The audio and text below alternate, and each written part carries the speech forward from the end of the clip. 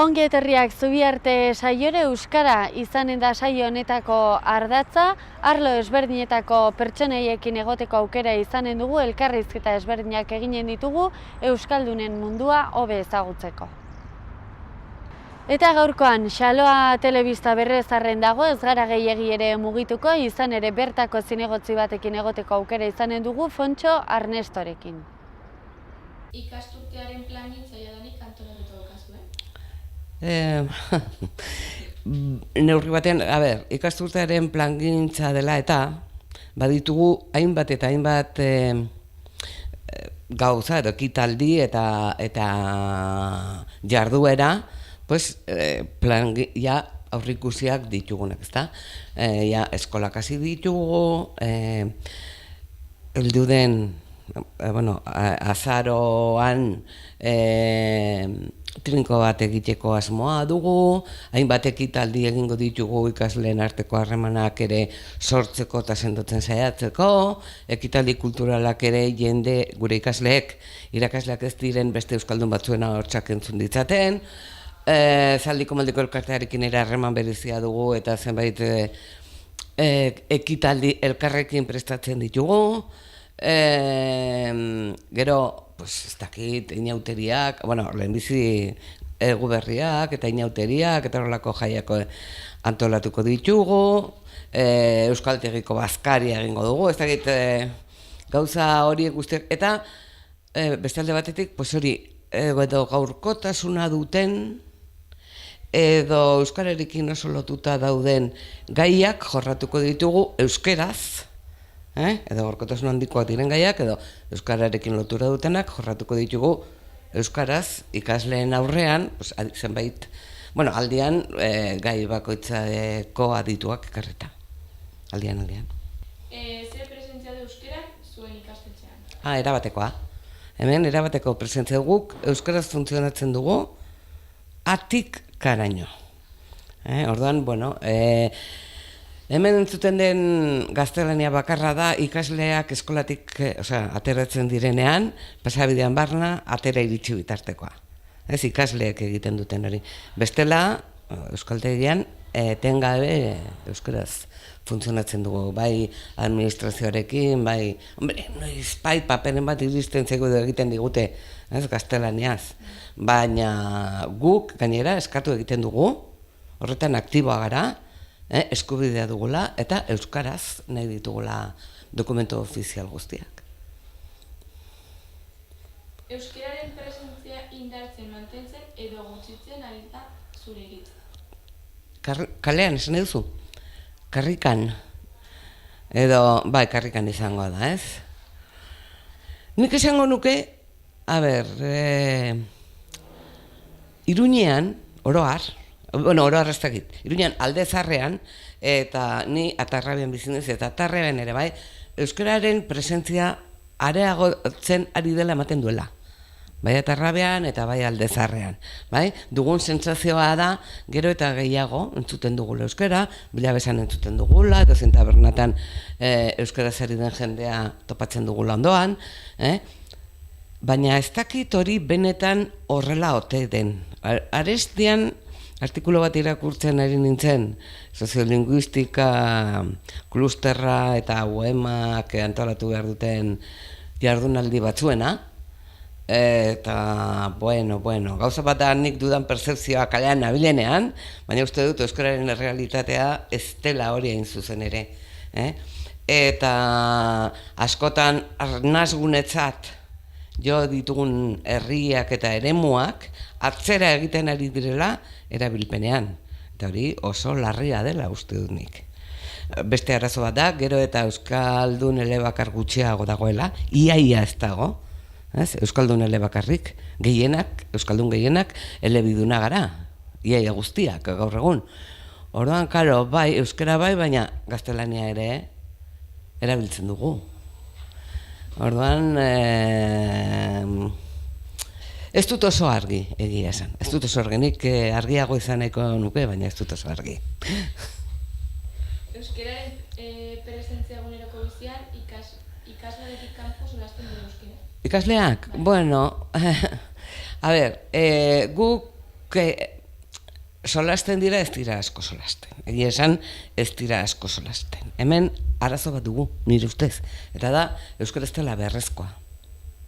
Denok dakigula beste hizkuntza bat, gure arazo guztietan erabiltzeko balio diguna. Eta askotan erosoago egiten zaigula hizkuntza horretan aritzea. Orduan, oso zaila da, traba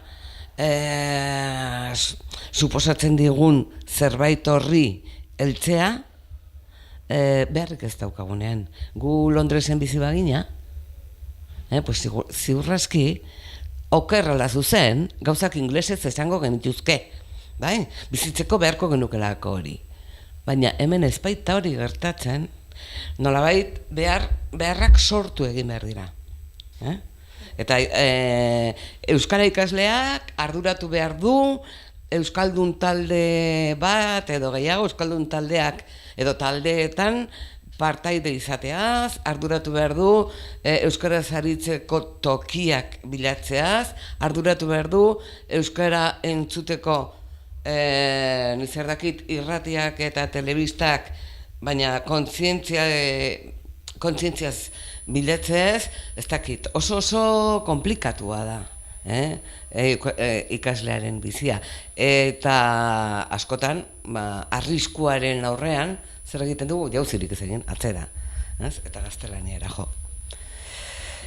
Oso humanoa da, oso humanoa da. Euskaltegi eta gizarteen arteko elkarlana badago?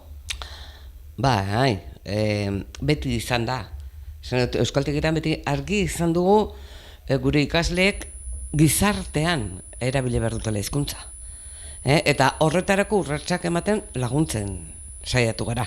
Lortu dugun edo hori beste kontu da.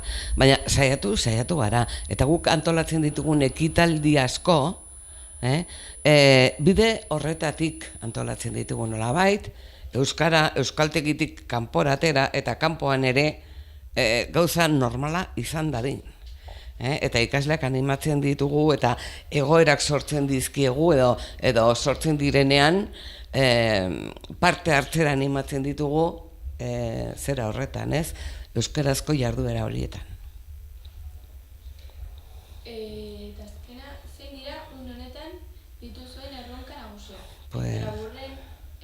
Laburrean epe ertain. Bueno, epe laburrean daukagun erronka nagusietako bat da,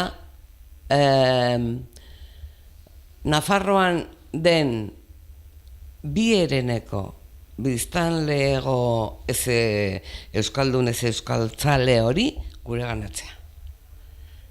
Hori, edo, bai, hori pixkanaka gure ganatzea. Animatzea euskara ezagutzera, animatzea euskarak irekitzen duen beste mundu hori ikustera, eta ea lortzen dugun, nolabait, nafartar guztiok, euskara geure eta bertako zerbait eta ondare gisa hartzea. Eta horrekin batera, ea lortzen dugun Nafarroko gobernuarekin edo euskara bidearekin edo gobernuarekin edo agokionarekin, nolabaiteko gure jarduerari nolabaiteko iraunkortasun bat eta ziurtasun bat emango dion sistema bat eratzea. Ze gaur egun daukagun diru laguntza sistema da, noizbeinkako ekitaldiak laguntzeko erabiltzen dutena. Berrogei urte baino gehiagoko jarduera iraunkor etengabe bati, ez dakit, bestelako sistema egokiagorik ez eskaintzea, edo ez da planteatu ere egitea, oso gogorra iruditzen zaigu. Eta gu hemen gaude gobernua Nafarroa guztira iristen ez delako, baditu euskaltegi publiko batzuk, baina toki zehaz batzutan eta gainerakoetan zer, eta lan publiko bat egiten ari ganez, nahi dugu, nolabaiteko gure lan publiko hori zigurtatuko duen hitzarmen sistema, hitzarmena behar duten edo zer, baina hori lanerako baldintzak, baldintza duinak, ziurtatuko dizkigun sistema bat. Bai? Zu nire etxera etorriko bazina, ni oso pozik egongo nintzateke. Zu nire etxera etorrizkero, ni oso pozik egongo nintzateke.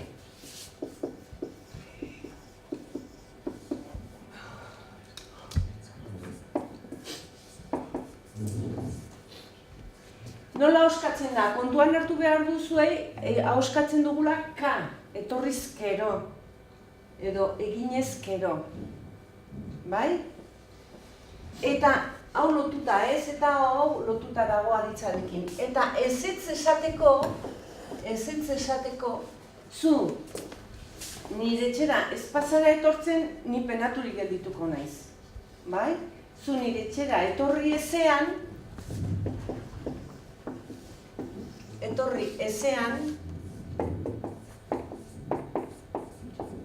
ni penaturik geldituko naiz. Eta koma. Hemen koma falta da, Edo ezik, hemen agertzen den bezala, zu nire etxera etorri ezik, ni penaturik geldituko naiz. Beraz oso erraza da, gainera baldintza guztiak hartzen ditu. Erreala eta irreala, biak. Bai? Beste ikasi ondoren honetarako? Ezean ezik baino, Horregatik apuntatu dutan bakarrik ezean. Bai? Egira, egin behar dugu gauza bat. Ariketa hauek gordeko ditugu eta egingo ditugu etxean. Bale? Etxerako lana. Hau da, hemen dagoen baldintza aldatu behar duzue, forma horiek erabiliz, denak baiezkoak dira. Baina hemen bakoitzak baldintzazko perpaus bat pentsatu. Ja? Erreza, Azkar pentsatu behar duzue, Azkar. Bale? Nik esango dut bat, eta zuk aldatu baldintza hori. Ni mendira joango banitz, botak eramango nituzke. Esaldi hori aldatu behar du. Ni mendira joan ezkero, botak eramango nituzke. Bale? Hasiko naiz ni. Bale? Nik betaurrekoak erabiliko banitu, hobeki ikusiko nuke. Ni betaurrekoak eraman ezkero, hobeto ikusiko nuke. Hori da. Baldintzazko esaldi bat esan horrek aldatzeko. Hemendik, berdin, hasi, bestela gehiegi gara. Hasi zaitez, baldintzazko esaldi bat egiten, horrek aldatzeko. Edo ni hasiko naiz, zuk egiteko ere bai. Bale, praka beltzak eramango banitu, esango zenidake lutoz nagoen. Praka beltzak eraman ezkero, lutozko arropa dela. Esango nuke. Venga, baldintzazko bat. Janaria ona jango nituzke.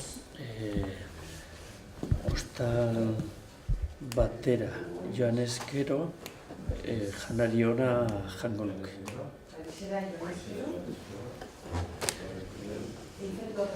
Eguzkia ateratzen bada, biluziz jarriko genuke. Eguzkia ateraz gero, biluziak jarriko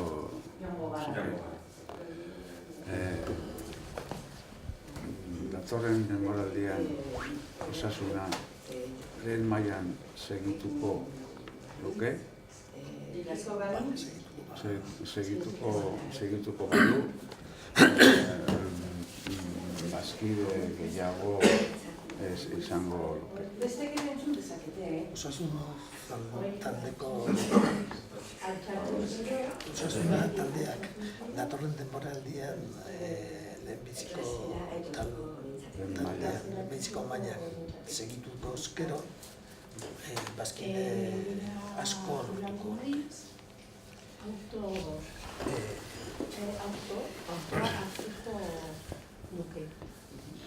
Auki hau apurtu badu, zelako Abitzaldatzen bat hartuko zen. Apurtuz gero, Asteburuan joango ostia batzina, olazti inote emango dara, nuke oso ongi pasatuko. Larun batean olaztira joan ez gero, oso ongi pasatuko genuke. Bale, oso ongi, orain baldintza. Egin dezakezu lehendabiziko esaldia, lehenago esango lehendabiziko esaldia ezezkoan jarri eta gero bigarrena asmatu. Batzuetan ezin delako egin. Venga. Atxe batera... Orain bezala jarraituko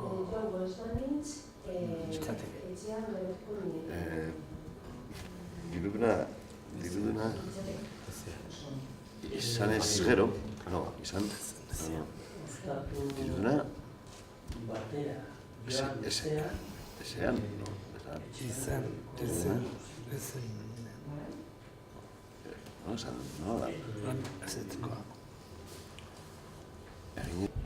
Bigarren fasera ez da pasatuko. Errepikatu, mesedez. Oso ongi esan duzu. Hurrengo partiduan Olaizolak irabazten ez badu,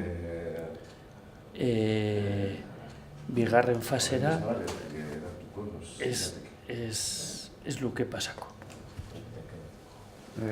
Du lortuko bigarren fasera pasatzea. Horrengo udan, eguraldi ona.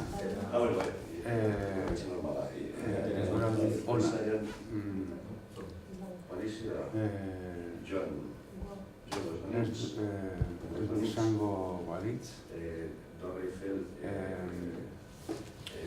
ez gara joango oporretan, ez gara joan ginateke oporretara. Udengo udan eguraldi txarra izan ezean, eguraldi ona izan ezean, ezin gara joango oporretara. Ezin gara joan. Oporretara. Bai. Izan ezean.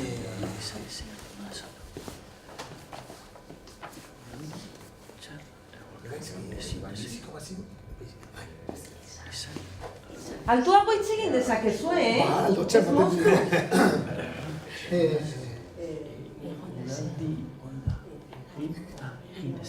Errojoa izango zenu,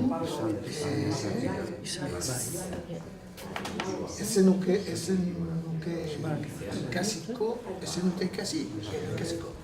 ikasiko ordutegia. Erlojua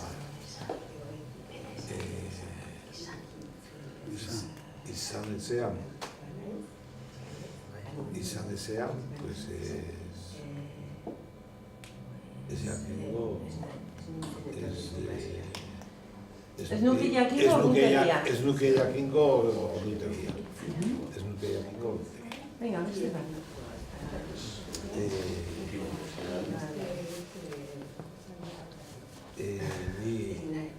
Ni euskera itzegingo banu. Ez ezko perpausa. Itzegingo espanu, euskeraz. Itzegingo espanu.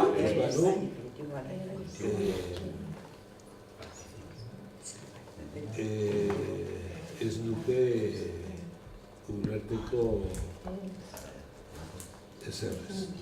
Ez nuke ulertuko ezerrez. Euskera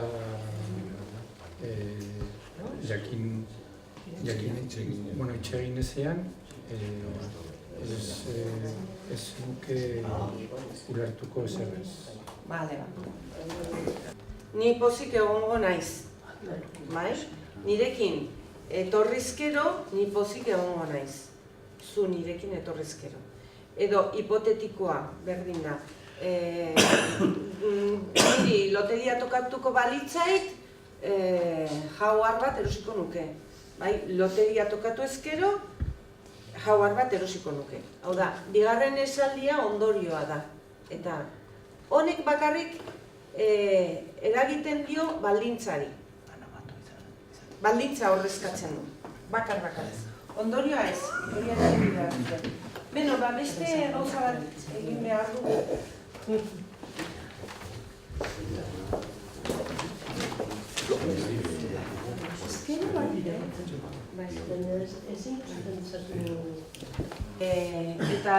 Eta noski, iritziak ematen ditugunean arrazoiak ere eman behar ditugu. Guk ahoz landuko dugu hori. Hasiko gara abesti batekin. Zeinen ongi? Bai. Eta hitz egingo duzu nola informatzen garen. Bai? Ze informazioa nondik hartzen dugun. Orain, ikastunitate honetan hasiko gara subjuntiberarekin. Orain arte ikusi ditugu baldintzak, ahalera hipotetikoa, baldintza jokatu gabea, oso horrezala hori, eta hasiko gara subjuntibera ikusten. Bai? Atzizkiak eta txotitzak, beti bezala, berria egunkariaren atalak, eta orduan ikusiko dugu albistean nola iristen zaigun. Irratiko blog bat ikusi, entzun edo irakurri egingo dugu, eta gero gusartuko gara Googleen blogger horretan eta gure bloga eginen dugu. Bai, bakizue Googleek badituela atal desberdinak, posta elektronikoa, Drive, eta gauza horien artean blog bat egiteko aukera ematen dugu. Orduan blog bat egingo dugu. Eta gero hitz egiteko nortasunaren koloreak. Kolore batzuen gainean hitz egingo dugu eta ikusiko dugu zein den gure nortasuna. Agian ezagutuko duzu Xabier Leteren gizon arruntaren kofrak. Bai? Periodikoa lekik ikuskatzen gera. Egin behar dugu gauza bat. 2, 4, 6, 8, 12. Launaka jarri. Launaka jartzaitezke. Horrela ordenean edo nik jarri behar dituzte. Zuek, azaldu behar duzue 1, 2, 3 eta 4 paragrafo hauek. Irakurri, zuen zalantzak argitu eta ulertu. Gero, irunaka jarriko zaretelako eta elkarri kontatu behar diozuelako zer esan nahi duten. Zuek beste 3 hauek. Bai? Beste 3 hauek. Eta zuek azkeneko 3. Azkeneko 3. Bai. Fonetika aldetik eta gipuzkeraz hitz egiten dute eta orduan konturatuko zarete fonetikan aldaketa batzuk badaudela. Ez dutela esaten guk esaten dugun bezala. Zuzendu behar dugu ez. Hori rimatzeko semiak. Aidato semiak. Los hijos de los hijos. Los hijos de los hijos. Semiak. Batzuek arra eta besteak. Bai datu semiak. Batzuek arrek eta besteak. Eta ni... Hori bai, emeak. Batzuen loriak. Horiak, eta zortziniak. Miak ziren. Arrozaren arantzak. Arantzak. Miak? Miak. Miak. Oikoa da.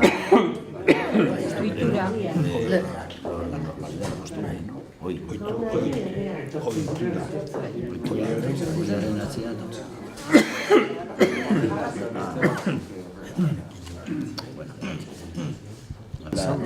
Para que no fueran bazterrak orillas apartadas. Bai. Una ere botatzen. Bai. Josebaren urtebetetzea da. Joseba, zorionak beti. Txalo pilo bat. Hala, begira, zuk eginez?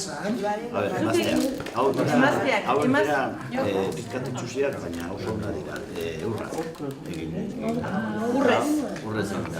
Eta hau da, kokos. Nork egin du? Nork egin ditu? Nork egin ditu? Emaztea. Bere mazteak.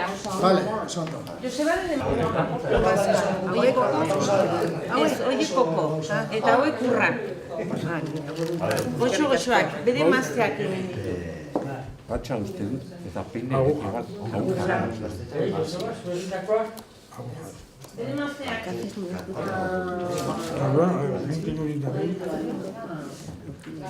Horrek. Eta jarri, eta kontatu elkarri. A ver, ez nintzako gai.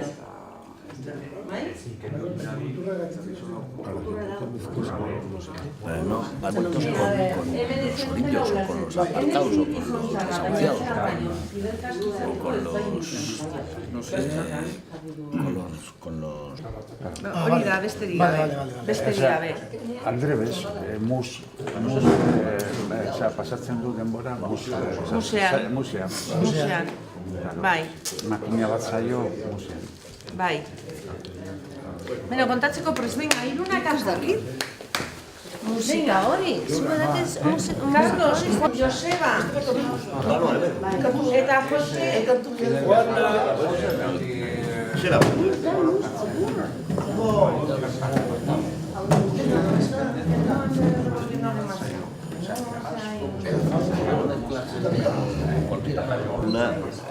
gizon baten egun arruntaren kanta bat dela, badirudi, ezta? Azten da, kantatxera noazu hori gizon arrunta, egun arrunt batera, egun arrunta, gizon baten egun arrunta kopla bat da, leteren. Eta azten da, esnatzean momentutik. Orduan, dogo asko.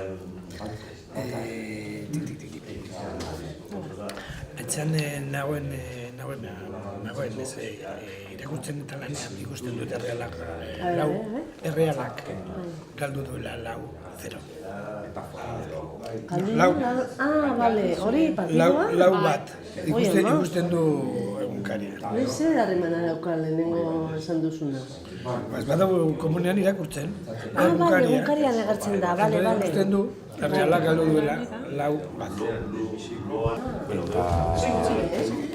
Zurra garbitzen eta hori, ezin dut legainak kendu. Bai? Orduan, gero, segidan, kafesen hartu, aldi berean, panoa komunera, eta hartu dut. Aldi berean? Ez, aldi berean. Bueno, ahal baldin bat, behintzat, komunera noa, eta esku batekin aurrean egunkaria eta atxean beste papera. Ipurdia garbitzeko. Orduan paperak aurrean, paperak atxean. Eta hori ilustratzen gara. Asko. Eta gainera, etxetik lan asko, nola nago manso, eitea, errealak 4-1 galdu, eta gero Bitzakur eta beste batzo. Egun ondon Pepito, bai, eta egun ondon Pepito eta egun ondon Alfonso. Eta metafora edo antxeko parezido. Eta hola. Gizon arruntaren hori ba, koplak, bai, hori da, koplak. Zitroen berria erosiko dut. Eta ongi omen zen Tolosan feria.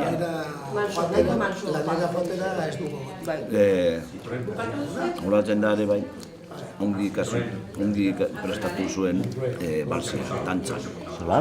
balzian, dantzan. Dantzatzen.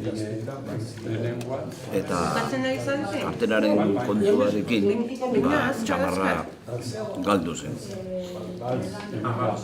Gero, beraten du, hartzandoko aiziak beroak ziren eta ederki egoten zen goera atzean.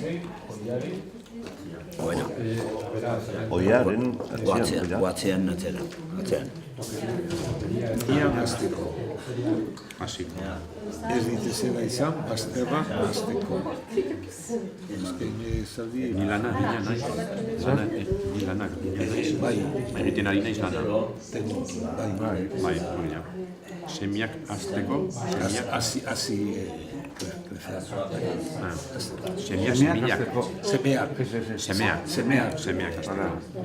Haiek eskolanoa, xuxen ikasteko. Xuxen. Isile xuxen. Hau da, xuxen. Gustatzen zaio oiluaren salsa. Eta gero, bukatzeko, ez naiz gizon txarra, Che Guevara bezalako, baina ni nahiago du musea denbora pasatzeko oso lasai. Hala, gerraren ordez, pues oye, bizitza lasaia eta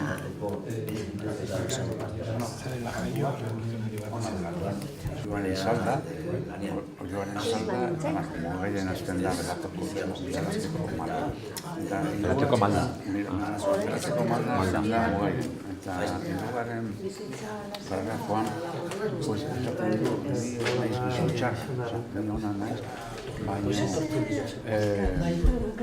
naiz Fidel Castro bezalako hartzen eta gustatzen zait makina asko egiten dut mus egiten. Hona naiz, baina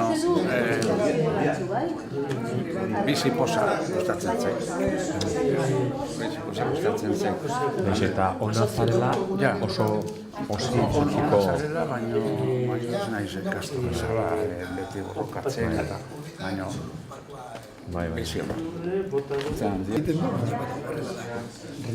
Eta gero, azken, esateko ni ez naiz gizon txarra, eta Fidel Castro ikasteko ene txarra jo.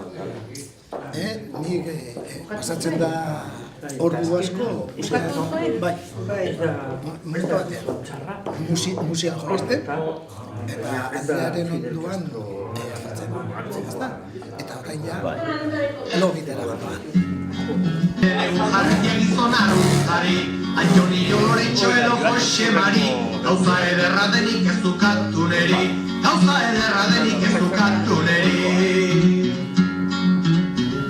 Oizia egitzian lehenbiziko gauza, ama zabaldu eta jazten ditut gautzak, muturra garbitzeko nolako zalantzak, ezin kendurik nabiluaren horratzak. Kafesnia hartuta horrekin batera, albaldin baten bintzat noa komunera, aurrian papera eta atzian papera, periodikua letuz ilustratzen gera. Etxetik alanera noa nahiko manso, Reala 4-1 galdu zuen atzo, kalian bizakurta beste hiru atxo, egun ondo Pepito eta Don Alfonso.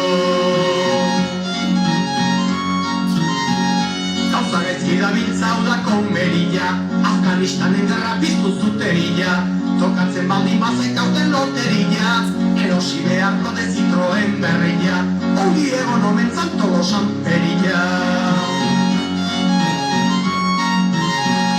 Ongi ikasi nuen gaztetan baltxian, kartelari kontutzen txamarra galtzian, atxandako aizia berua baizian, ederki egoten zen oiaren atzian.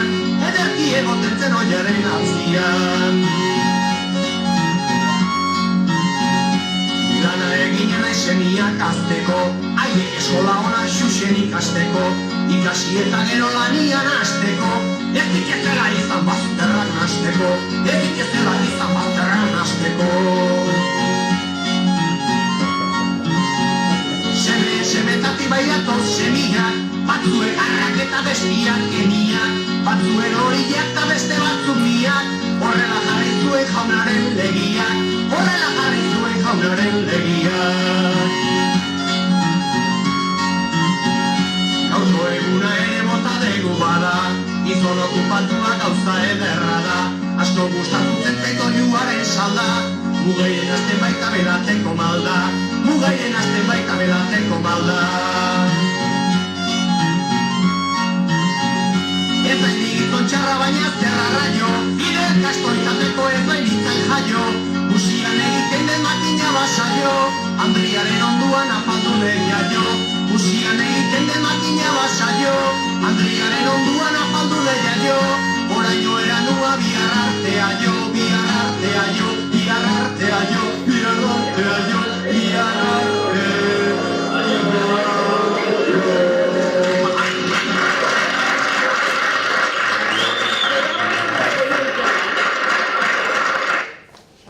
Hobeki ulertu dugu?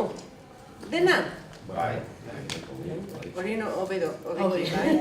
Hobeki. Kantatzeko prest? Ezagutzen zenuten? Abesti hau? Bai. Beno, berriro entzungo dugu, saiatu kantatzen.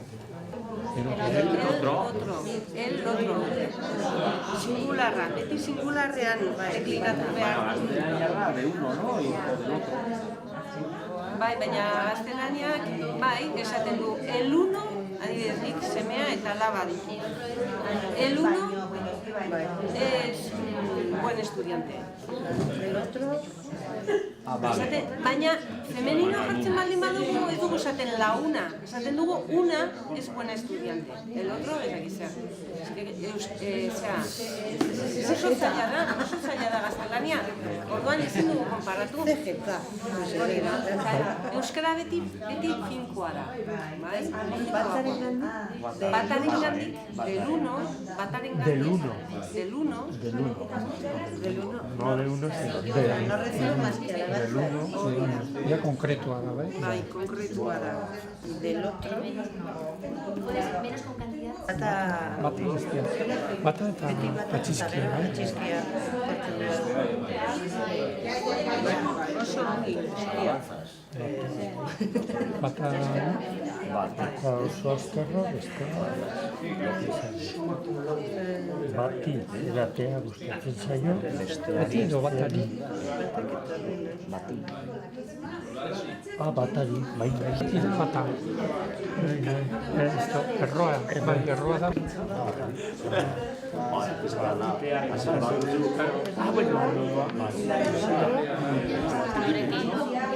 Espabinatzeko?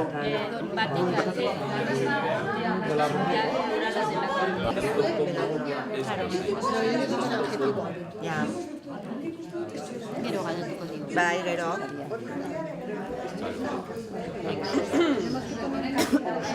Polita, ona, nekatuta, triste, ez da kontable.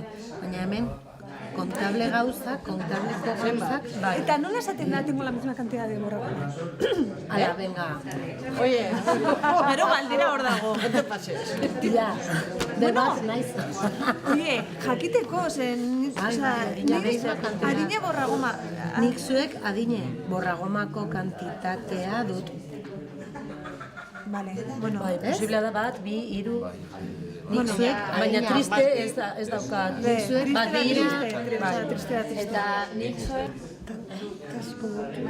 Ai, ama, triste, tope zaude. Hau da Las kontable. mismas, adine, eta beste, tantas como tú.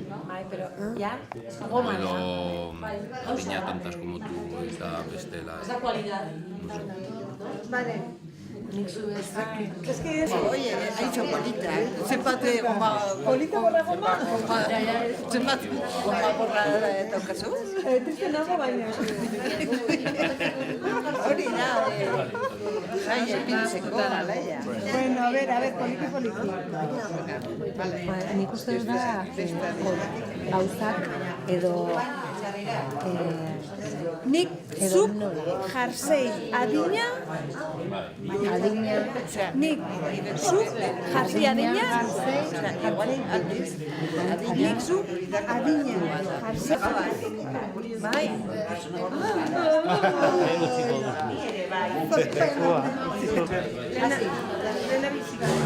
Batak 3 aldiz egin du azterketan. Besteak 2. Ados? Bai. Bigarrena, Bata euskara da, bestea ez bestea. ados? Batari edatea gustatzen zaio, besteari ez. Ados? Eta ez bat. Bata. Perdona, Zerra, hemen goian jartzen du bata. Orduan, bi seme alaba baldin baituzu, batari gustatzen zaio ez dakitzer, eta besteari singularrean mugatu behar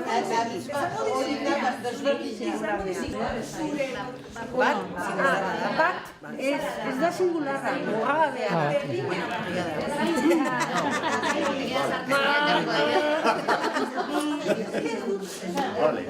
Ya está, kitxo.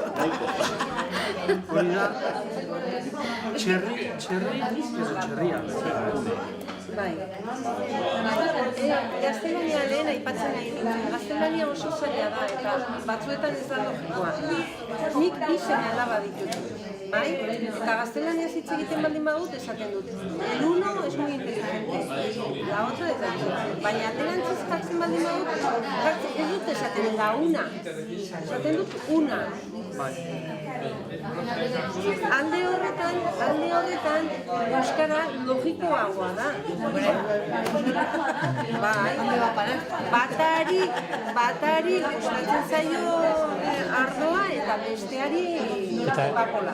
Erabiltzen da bata eta bestea, batari besteari edo erabiltzen da mugagabea bati eta bestei. Ez que guk erabiltzen dugu, gehien erabiltzen duguna da. Hau ere gutxitan erabiltzen da, baina erabile egiten da, orduan pentsatu behar duzke zehatza den. Hau da, zu hitz egiten ari zara, eta bestez batak egiten du hau, ikasi eta besteak ez du ikasten. Erabili dezak beste bat. Mugabean adierazten dugunean da beste bat. Beste bat da otro. Eta euskeraz nola esaten dugu? Beste bat. Bai? Eta honekin ulertzen duzu.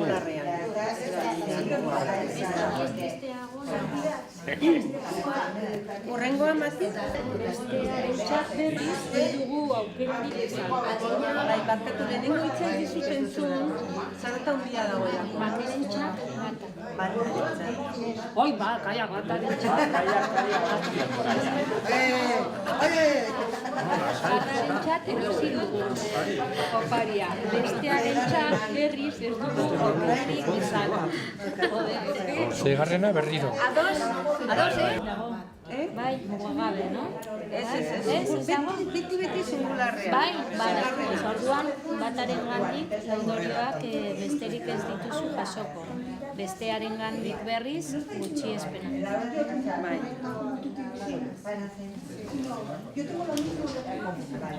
Zigarrena?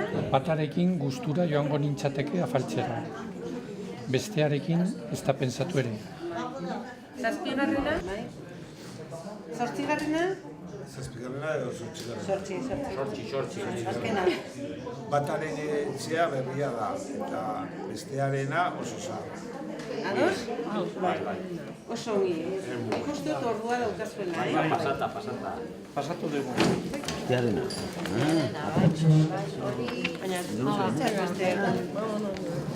Bai.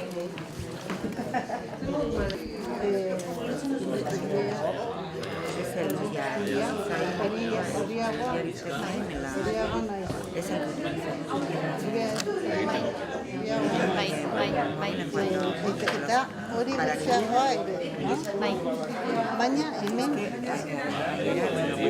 Tristeagoa, nominalizazioari. Bai, eta yo qué quería decir antes, menos triste. Menos triste. Pero bueno, esto no se puede decir. Vale, sí. Nik uste dut, ez ez, galdetuko diogu. Laida. Oso. Oso alaia, Banoa. Pas. Bai. Aldatu behar duzu Menos rubia esta ere. Menos rubia esta ere. Ez. Jarri. Neskau ez da ni bezain rubioa. Edo ez esko. Bueno, bai, ez da, claro, no es tan rubia, no está tan triste. Vale. O sea, a ver, triste. No. A ver. Ez dago? Es triste bezain. Es triste bezain tristea. Ez dago? Bai, neska hau ez triste. Eso. Neska hau ez dago ni bezain triste. Bai, neska hau alaiago dago. Ni baino. Adjetibo ondoren. Bai, adjetibo ondoren. Bai. Triste. Neska hau ez dago ni bezain triste. Bai. Ez dut ulertzen, bai duzuek daukagu, bai. Zalantza handia daukagu. Zalantza handia. A ver, bai. Adinarekin. Adina. Nik zuek adina goragoma dut. Biru, goragoma... Zer esan adibidez, kantitatearekin dago. Kantitatea. Nik zuk adina diru. Nik zuk adina diru daukat. Baina, bai, orduan, hauek ez dakite zenbat euro daukagu. Guk bakarrik dakigu zenbat euro. Eta goma, eta gorragoma? Zuek? Bi gorragoma. Eta horrek ere bai, bi borragoma. Eta hemen ez esaten dugu. Edo, nik zuek adina borragoma dut. Nik bi borragoma baditut, zuk ere bai, bi borragoma. Eta nik zuek adina bi borragoma ditut? Ez, Begira, la misma cantidad de borragoma. Adina, gaztelaniaz zer da, adina? Tanto como. Nik, baina, moztu. Dugu plurala kontatzen dugunean. Adibidez, yo tengo tanto dinero como tú, baina baita ere nik entzuna daukat, tengo tantos dineros como tú, tengo unos dinericos en el banco, eta kontestuaren arabera. Baina horretan ez gara fijatuko, bestela liatuko gara. Importantena da... Beste edo adina. Hori da. Adina erabiltzen da. Izen batekin eta kontatzen ahal duguna. Vale. Bai? Kantitatea da. Horrela ikasi behar. Borragoma bat, Ez da borragoma, olvídate de bat bi. Tengo la misma cantidad de borragoma que tú. Tengas la que tengas. Bezain altuak gara.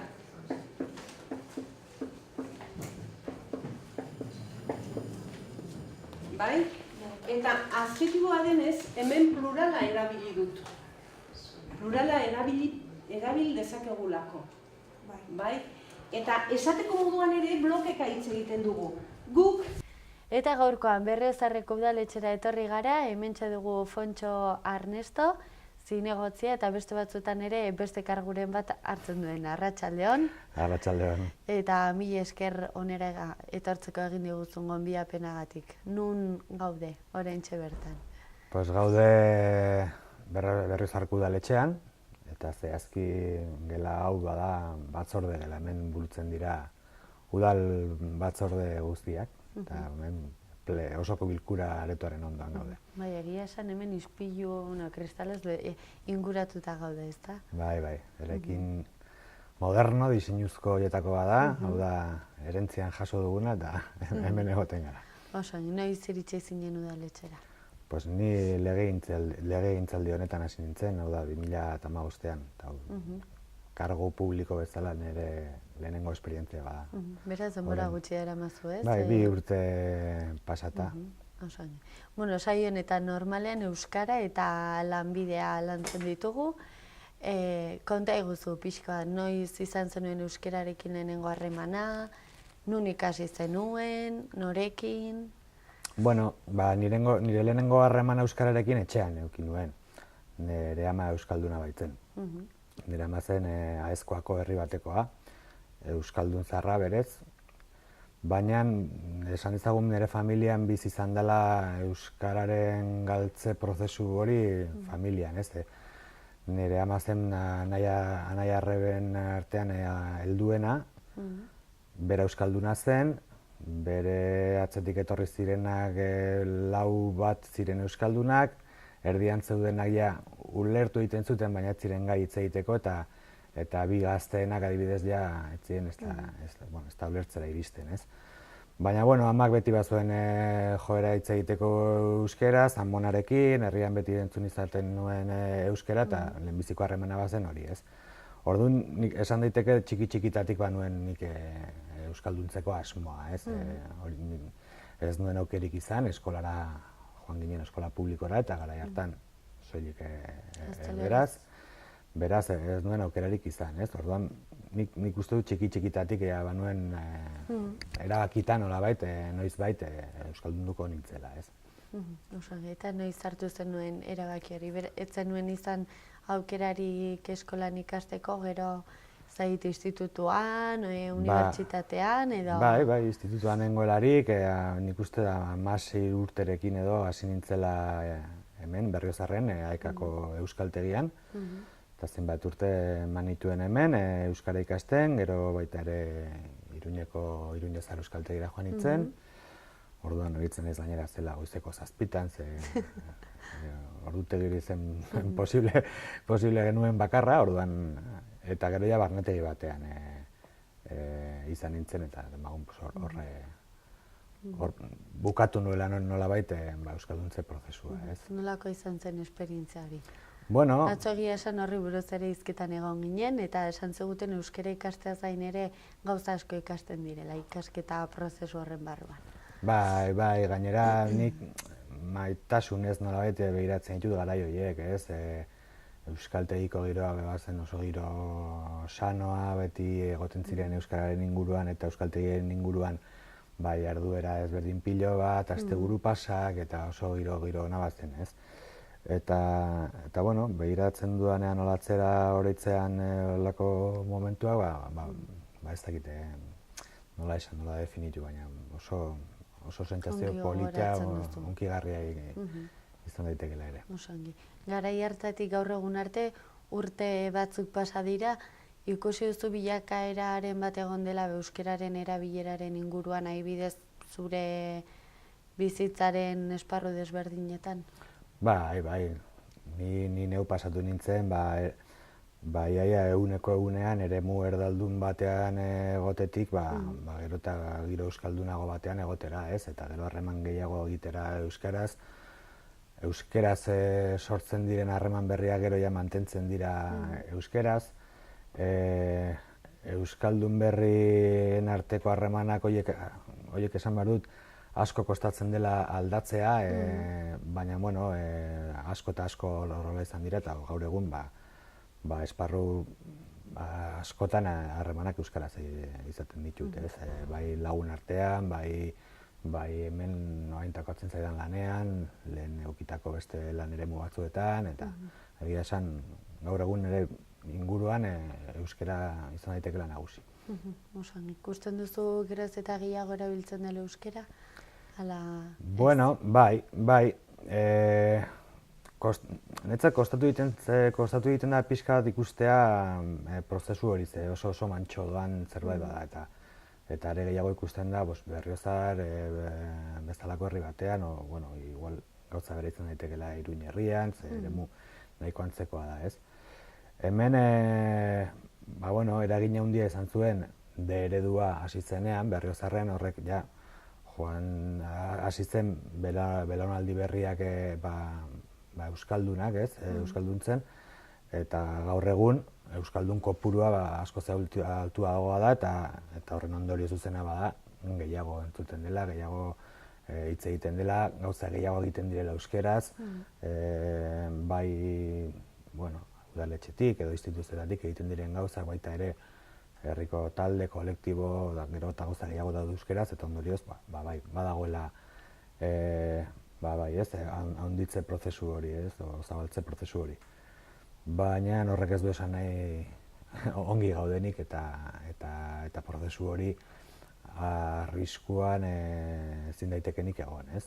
Handikan lan asko egin behar da, zoritxarrez, eta denon esfortzua uste behar duela gaiak, eta batzuk bintzat pres gaude esfortzu hori egiteko. Batzuetan ohartu gara ez, agian euskeraz ikasteko aukerarik ez dutenen artean euskera erabiltzeko kontzientziazio hori pixka bat helduagoa izatearekin harremantzen dugula, ez?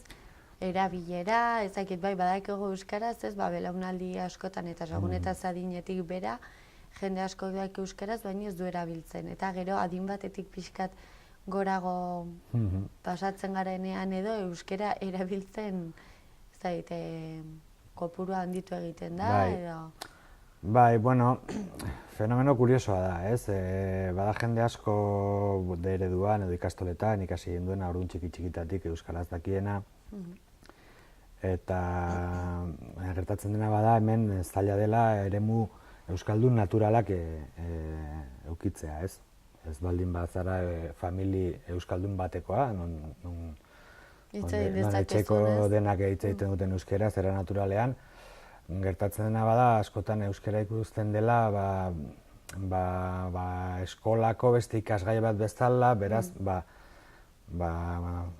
ikasle baten errebeldia ikuspuntu horretatik hartzen da, inposatutako zerbait bezala, ez? Eta orduan, nik penaz ikusten dut hori euskara baztertzen denean zenbait euskaldunen artean, ez? Eta gero sortzen da, zuk aipatu duzuna, ez?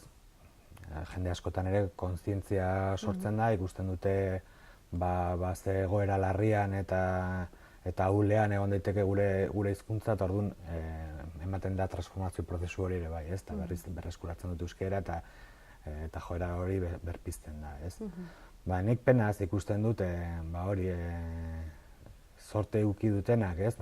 Euskaraz ikasteko txikitatik, bai ikastoletan edo bai eskola publikoan ereduan, eta ikustea nola horiek ez dioten igual euskaldun berriok ematen diogun garrantzi hori, amorru pixka bat ere sentiarazten digu zenbaitetan, ez? Gainera zuei esfortzu bikoitza, ez? Kostatu zaizuelako bai denboran, diruan. Hori da.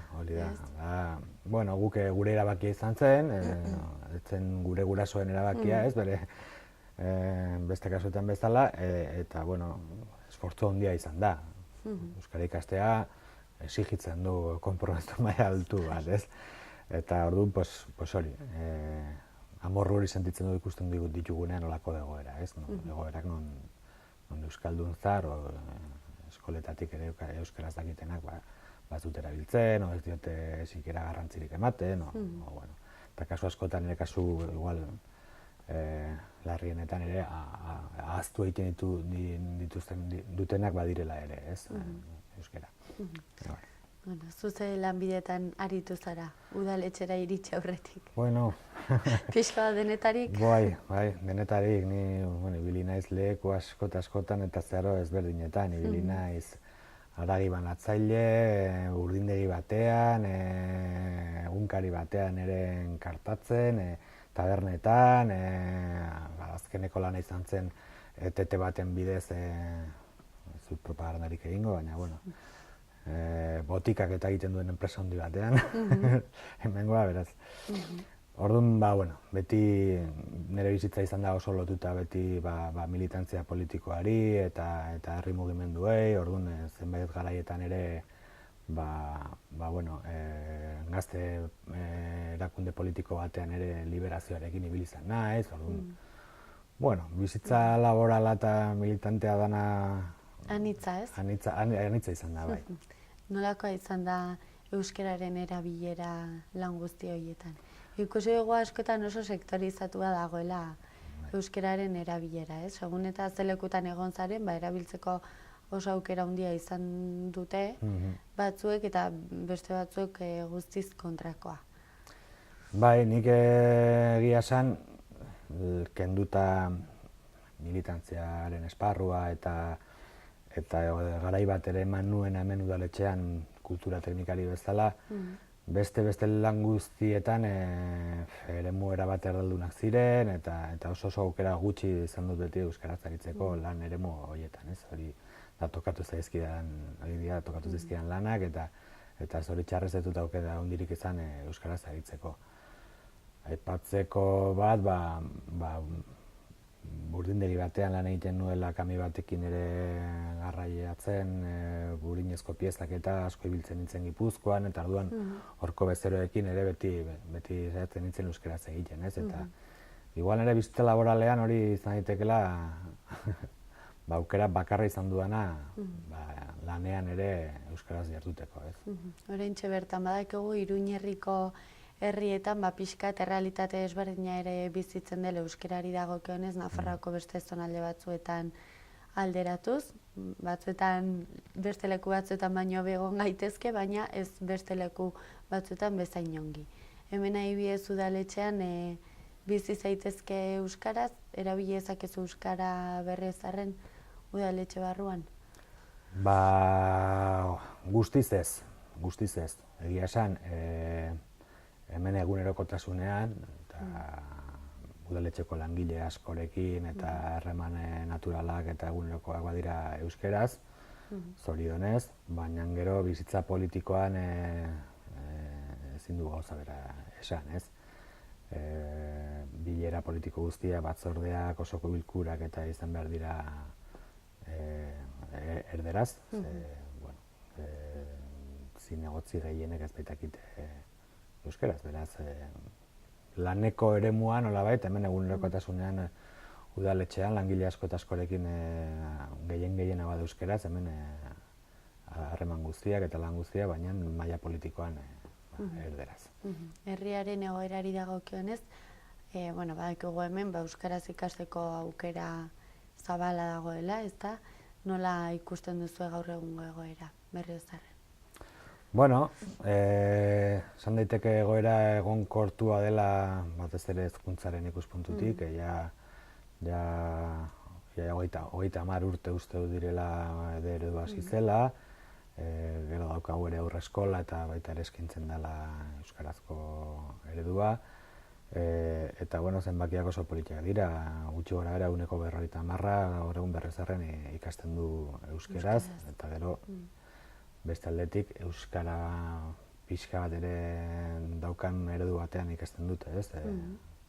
Orduan esan daiteke, zentzu horretan ja nahiko egonkortua dagoela, kopuru hori, ez? Berriozar ere, soziologikoki bada herri, immigrazio asko daukan herri bat, eta hasieratik eduki zuena, batez ere estatuko beste herrialdetatik etorritako jendearekin, orduan soziologia hori mantentzen da neurri handi batean, baina hala eta guztiz ere euskaraz ikasteko joera hori familien artean mantentzen da zenbaki politetan, ez? Adibidez, Espainiako beste probintzietatik etorri diren familien artean eta baduzu daturik euskaldundu aldiren ondorengoak, ez dugu holako ikerketa hain sakona hain zehatza egin, ez? Baina, nik ezagutzen ditut kasu asko, ez? Beste herrialdetatik, estatuko herrialdetatik etorritako familia asko eredu eraman dutela jendea. Ni izan naiteke kasu bat, lehen aipatu dudan bezala, ama nuen ahetza, ez? Eta euskalduna, baina aita abilakoa, beraz, bere garaian etorri zena Berriozarrera, eta, Bai, egia esan ezagutu ditugu ja kasu batzuk. Zureak bezalakoak, agian aita ama edo biak hemengoak ez direnak eta gero ondorengoak euskaldunak direnak. Oso ongi Fontxo, ez dizugu ja denbora gehiago kenduko, ustu lanpetuta zabiltzala, eta guk ere joan beharra dugu, hemen digertu, baina... Mila esker zuri, Zuri. oso gustora. Eskerrik asko eta beste bat arte. Eskerrik asko zuri. Eskerrik asko Zubiarte saioan gurekin izateagatik, mila esker, ongi izan eta beste bat arte.